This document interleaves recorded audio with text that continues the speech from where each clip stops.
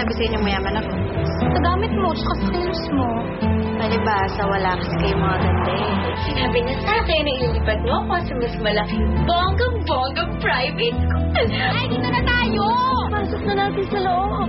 Paano ito nag-aaral doon? Siyempre, mayaman. Yung mga sasakyan nila, di coach sila doon. Ano yan?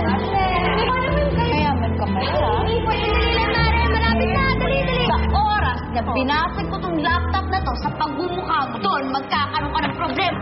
Ako nga pala si Maribel. Si Ruby. Ma'am, 30,000 per sem po yung tuition fee namin. Ano? Sagot 30,000. Aba, anak ng bokya naman, no? Ano po yun? Miss, wala pa kayong scholarship dito? We can arrange that kung honor student po ang anak niyo. Ako! Ang ganda-ganda ng anak ko. Ubod ng ganda. Super! Ano po? Ano sinasabi niyo? Hindi ba kaya ng ganda? Scholar po ang namin. Oo nga, alam po namin. Joke. Maribel, ano ka ba? Nakakaya naman sa'yo. Sabi ko, ako na yung manlilibre, di ba? Ayaw mo pumayag. Ano ka ba naman? Treat ko na yan sa'yo. Thank you, ah. So, dito ka na ba talaga mag-aaral next school year? Oo, no. Dito na talaga ako mag-aaral. Inaayos na nga nung mami ko yung requirements dun sa loob, eh. Tsaka yung mga ganun, kung pinapansin nyo na, ayoko lang talaga na may mga nambubuli. I hate them. Sana maging magkaklase tayo, ano? Oo nga eh. Ano bang course mo? Fine arts. I'm majoring in fashion design. Ikaw? Ako kasi economics, eh. Pero alam mo, parang gusto ko mag-shift dyan.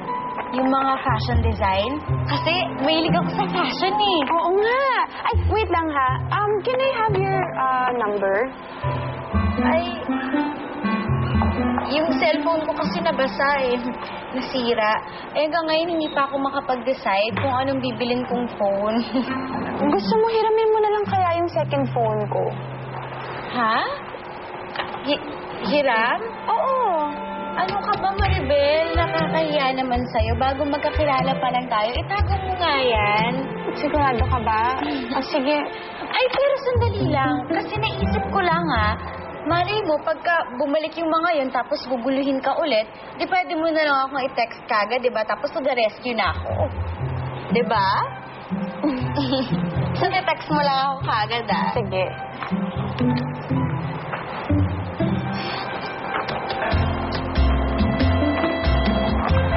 Ano ba yan? Ng camera? Ha? Hindi. Sabi ko kumain na tayo. Basta iti-text mo ako kagad. Yun ang sabi ko.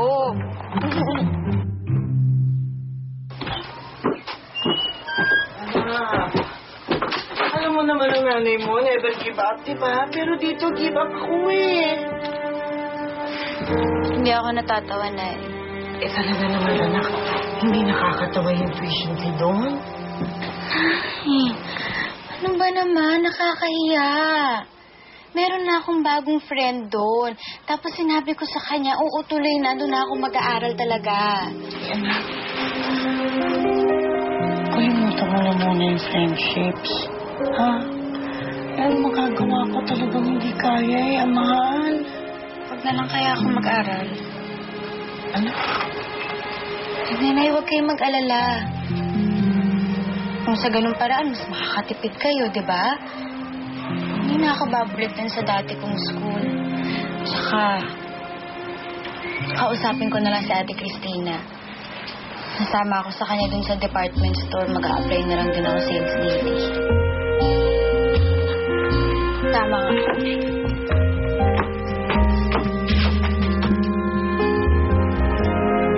Sobrang funny niya, Ma. At ang lakas pa ng loob niya, di ba? Well, actually, ibig mo sabihin, basta gulera. Ay, Pancho, huwag ka nang nakialam sa usapan namin. And then? Aba, karapatan kong makilala ang kaibigan ng alaga ko. Good idea. Why don't you invite her over? Oo nga. Pakilala mo naman siya sa amin ng mami mo.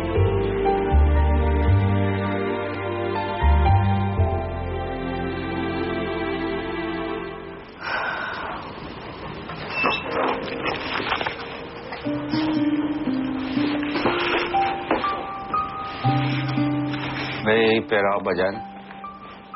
Ha? Wala eh. Kailangan ko kasi ng 2,000. Papagawa ko yung radiator eh. Kailangan ng paltan. Ito lang, kung gusto mo. Wala, ito na lang ang pera ko eh. Kasya yan.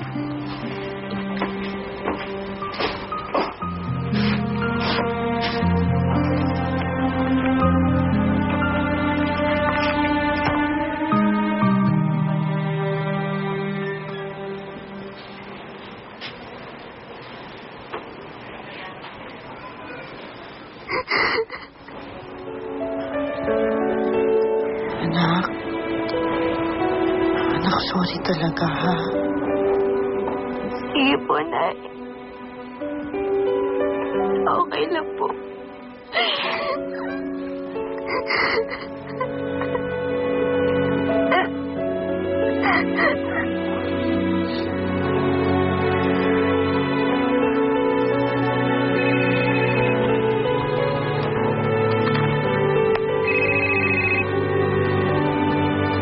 Bukas man siya tawagan, baka tulog na yun. Sa tingin mo, ya, hindi kaya nagbago yung isip niya. Baka ayaw na niya makipag-friend sa akin. Aba, bago siya magpalit ng isip, tuloy mo na yung cellphone mo, ano? Paano kung ayaw na niya sa akin? Well, actually, kung ayaw na niya sa'yo, siya may problema, hindi ikaw. Kasi yaya, ngayon lang naman ako nagkaroon ng friend eh. Kawawa naman ang anak ko. Talaga? Oo. Bigay mo sa kanya trophy. Congratulations, Kamo. Best actress siya, mana sa'yo. Sa'yo. Best supporting, baka sumama loob mo eh.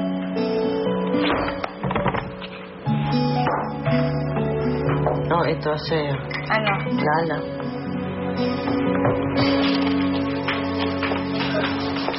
Alis na ako. Yung pinag-usapan natin ha. Pahiramin mo ako ha. Ate. Saan ka pupunta? Napasok ka na ba? Hindi po, Nay. Naghahanap ako ng trabaho eh. Para makaipon ako ng konting pera para makapasok ako sa gusto kong eskwelahan. Ako, anak, hindi. Gagawin ko ng paraan. Kasi alam mo si Ate Cristina mo, pangutangin ako eh. Di ba? O ano ka ba? Di ba sinabi mo? Ay, sinabi mo, wag mo akong deadmayin. Pinangako mo. Oo na. Oo. Talaga, ate? Thank you, ate. Grabe, I love you talaga. Sobra, thank you. Ay, sandali. Kukunin ko lang po yung iba kong gamit, ha? Ay, O sige. Ay, sige, anak. Huwag mo muna sasabihin sa Tio Danilo mo, ha? Opo, Nay. Mujer de nadie, mujer de todos, mujer que basta, mujer que es buena, mujer que